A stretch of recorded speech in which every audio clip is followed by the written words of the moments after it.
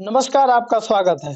एक एकड़ जमीन आंदोलन के मुख्य भूमिका निभाने वाले और 29 जनवरी के जन आक्रोश रैली के नेतृत्व करने वाले अगुवाकार अम्बेडकर जन मोर्चा के राष्ट्रीय अध्यक्ष श्रवण कुमार निराला है। सर, 29 जनवरी को जन आक्रोश रैली था, उससे ठीक पहले आपको गोरखपुर पुलिस गिरफ्तार करती है, क्या कहना चाहेंगे? देखिए सर, ये जो गोरखपुर पुलिस है, गोरखपुर प्रशासन है, सरकार के इशारे पर जो 29 जनवरी जो दलित, पिछड़े, गरीब, कमजोरों के लिए जमीन दिलाने के लिए आंदोलन है, उस आंदोलन को दबाने के लिए जो गोरखपुर की पुलिस और प्रशासन है, इन्होंने बहुत घृणित काम किया है और जो भूमिका अपनी निभाई है, वो बहुत गलत तरीके से निभाई है। एक तरह से कहें कि 29 जनवरी को कार्यक्रम था और 27 को 11:30 बजे रात में लगभग गोरखपुर की पुलिस ने मेरा अपहरण किया। गिरफ्तार नहीं किया, अपहरण किया। बीच रास्ते से मैं आ रहा हूँ, मेरे गाड़ी को पूरा घेरा गया। पुलिस ने पूरा गाड़ी लगाया, मेरी गाड़ी को घेरा। पहले तो मुझे लगा कि लफंगे हमको घेर रहे हैं, क्रिमिनल्स घेर रहे हैं। लेकिन बाद में कुछ कुछ सिविल ड्रेस में लोग उतरते हैं और कुछ वर्दी में भी उतरते हैं, तब मुझे लगता है कि ये पुलिस है। और फिर मुझे घर पे बात करने नहीं दिया जाता है, किसी को सूचना नहीं दिया जाता है, फ़ोन तुरंत ले लिया जाता है और फिर मुझे अपनी गाड़ी से उतार करके पुलिस की गाड़ी में बैठा दिया जाता है। सवाल है प्रशासन से और सरकार से कि इस रूप में गुंडे भी मुझे अपहरण कर सकते हैं और घर को सूचना नहीं। और पुलिस ने अगर मुझे गिरफ्तार किया, तो पुलिस ने मेरे घर वालों को सूचना क्यों नहीं दिया? और घर के लोग, हमारे अम्बेडकर जन मोर्चा के साथी, हमारे कार्यकर्ता लगातार जब हमारी गिरफ्तारी हो पाई, उस बीच में मैं अपने एक साथी को फ़ोन कर पाया था कि मुझे पुलिस ने गिरफ्तार कर लिया है। अगर मैं फ़ोन नहीं कर पाता किसी कारण से, तो क्या होता किसी को पता नहीं चल पाता और पुलिस मुझे अचानक गायब कर देती। और ऐसे में उस सरकार मेरा अपहरण करा के हत्या भी करा सकती है। ये सरकार मेरा अपहरण करा के हत्या भी करा सकती है, क्योंकि सरकार ने बिल्कुल जो पुलिस है इसकी, अपराधियों की भूमिका में मेरे साथ आई है। अगर मुझे गिरफ्तार किया तो मेरे घर के लोगों को सूचना करना चाहिए, मेरे साथियों को सूचना करनी चाहिए कि निराला जी गिरफ्तार हो गए। हम गरीबों की बात कर रहे हैं, हम गरीबों के लिए आंदोलन कर रहे हैं। जमीन आज़ादी के 75 साल बीत चुके, वोट के मामले में सब बराबर हो गए, जमीन के मामले में लोगों को अधिकार नहीं मिला। किसी के पास हज़ारों एकड़ जमीन है और दलित, पिछड़े, गरीब, भूमिहीनों के पास 1 डिसमिल भी जमीन नहीं है। तो यह तो अन्याय है देश के अंदर। आज दुर्भाग्य है कि जो दलितों के ठेकेदार बनते हैं, जो पिछड़ों के ठेकेदार बनते हैं, सत्ता के साथ तो मेरा सवाल है ही है, लेकिन वो लोग जो दलितों के वोट पर राज करना चाहते हैं, वो लोग जो पिछड़ों और गरीबों के वोट पर राज करना चाहते हैं, उन्होंने गरीबों को जमीन देने के लिए आवाज क्यों नहीं उठाई? अब अम्बेडकर जन मोर्चा ने जब आवाज उठाया, तो मैं साफ कर रहा हूं कि बीजेपी के साथ, चाहे वो बसपा हो, चाहे वो सपा हो, चाहे वो कांग्रेस हो, ये सब के सब मिले हुए हैं। ये सब चाहते हैं कि ये जमीन का मुद्दा उठे ना, क्योंकि इनकी नकारी भी सामने आ रही है। सरकार में तो बीएसपी भी उत्तर प्रदेश में रही है, जो दलितों के वोट से बनी है। सरकार में तो सपा भी उत्तर प्रदेश में रही है, जो पिछड़ों के वोट से बनी है। तो जब पिछड़ों की और दलितों की सरकारें रही हैं, तो इन्होंने सवाल है कि जमीन दलितों पिछड़ों को क्यों नहीं दिया? अगर इन्होंने दे दिया होता तो आज मुझे लड़ाई लड़ने की कोई जरूरत नहीं पड़ती। लेकिन फिर भी हमने आज आंदोलन खड़ा किया।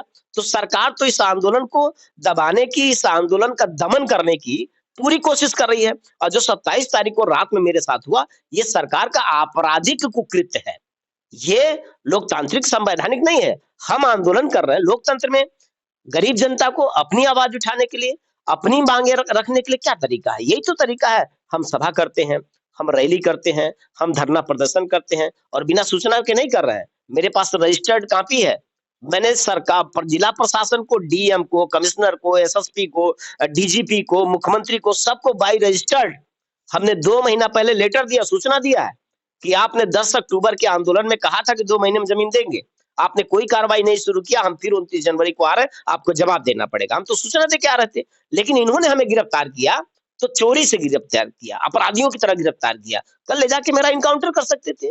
ये कल ले जाके हमारी गाड़ी में चरस, गांजा, अफीम डाल सकते थे।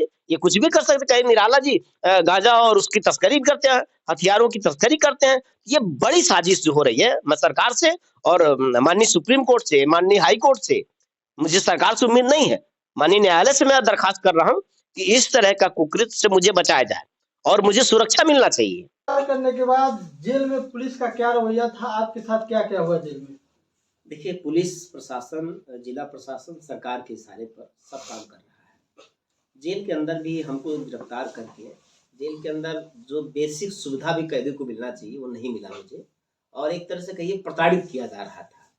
बात बात में प्रताड़ित किया जा रहा था। बात बात में मुझे बैरिक से बाहर निकालना, अंदर करना, बाहर निकालना, अंदर करना, हरस किया गया मुझे पूरा। और मैं जब ये सवाल करता भी था तो वहाँ पुलिस और जितने भी लोग हैं उनके कैदी भी, भाजपा माइंड बहुत सारे कैदी थे जो मेरे अगेंस्ट थे वहाँ पे, और उनका कि सरकार के खिलाफ आप लड़ रहे हैं, सरकार के खिलाफ लड़ाई बंद कर दीजिए।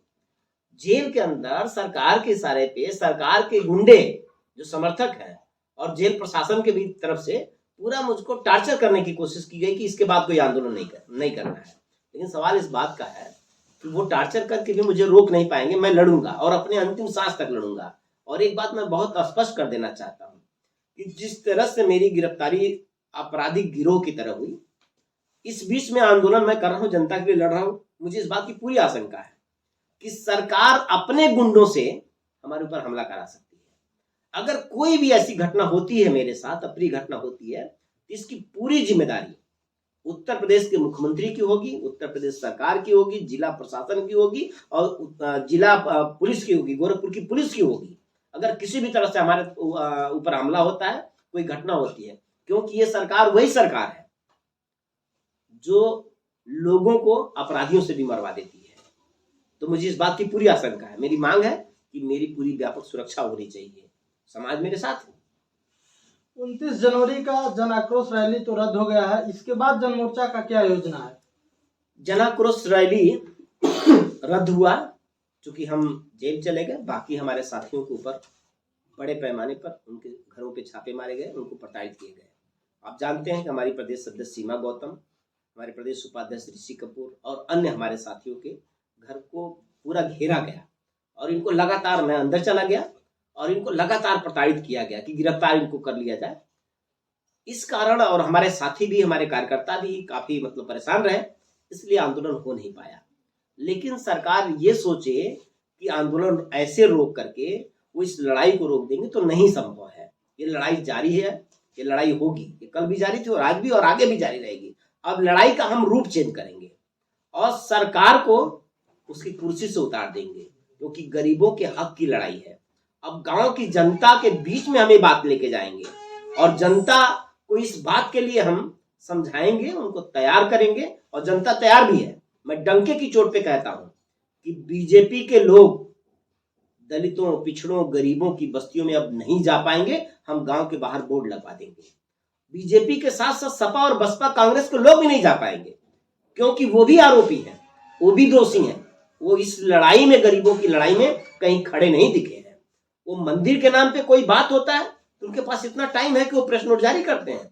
मंदिर के नाम पे कोई बात होता है, धर्म के नाम पे जो बीजेपी पीस तैयार कर रही है, उसके लिए उनके पास है, वो बयान दे रहे हैं, नहीं मैं आ रहा हूं, मैं जा रहा हूं, मैं नहीं जा रहा हूं, मैं आ रहा हूं। इसके लिए उनके पास टाइम है। लेकिन जिनका वोट लेते हैं और जो लोग उनका झंडा उठाते हैं, जो लोग उनके लिए गाली सुने, उनके लिए जमीन के हक की लड़ाई हो रही है। और एक प्रेस नोट तक भी सपा की तरफ नहीं जारी किया गया, बसपा की तरफ से नहीं जारी किया, कांग्रेस की तरफ से नहीं जारी किया। वोट मांगेंगे दलितों का, पिछड़ों का, तो उनको भी मैं दलितों की बस्ती, पिछड़ों की बस्तियों में इन पार्टियों को घुसने नहीं दूंगा। आने वाले दिनों में अंबेडकर जन मोर्चा अभियान चला करके गांव गांव ये बोर्ड लगवाएगी कि जमीन की लड़ाई में जो हमारे साथ नहीं है वो हमारी बस्ती में नहीं आ पाएगा।